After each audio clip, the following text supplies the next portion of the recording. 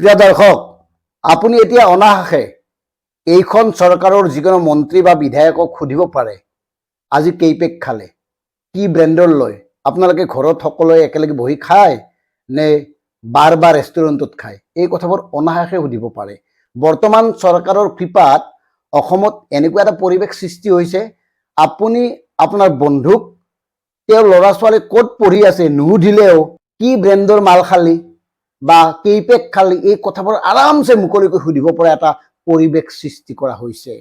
সুৰাৰ ওপৰত নিৰ্ভৰশীল আমাৰ এই চৰকাৰৰ পৰা ইয়াতকৈ আৰু আমি কি আশা কৰিব পাৰোঁ? এনেকুৱা এটা পৰিৱেশ আহিছে, এতিয়া এই সুৰা হোম ডেলিভাৰী কৰিবলৈ বাধ্য হ'ব সুৰাৰ দোকানীসকল। অৱশ্যে এটা কথা ঠিক, সুৰাৰ হোম ডেলিভাৰী হ'লে অন্তত আমাৰে কিছু ল'ৰা সংস্থাপিত হ'ব দিয়কচোন, কেইজনমান নিবনুৱাই কৰ্মসংস্থাপন পাব, চৰকাৰৰ কাৰণে কৃতিত্বৰ কাৰণ হ'ব। মন কৰক প্ৰিয় দৰ্শক, SOP ওলাই, SOP সুৰা বিক্ৰীৰ SOP। কি SOP? যে যোৱা বছৰ যিমান সুৰা বিক্ৰী কৰিছিল এইবাৰ তাতকৈ 7% অধিক সুৰা বিক্ৰী কৰিব লাগিব, আৰু যদি বিক্ৰী কৰিব নোৱাৰে তেতিয়াহ'লে 10% জৰিমনা ভৰিব লাগিব। অকল জৰিমনাই নহয়, 18% সুদ সহ। কথাবোৰ মন কৰক।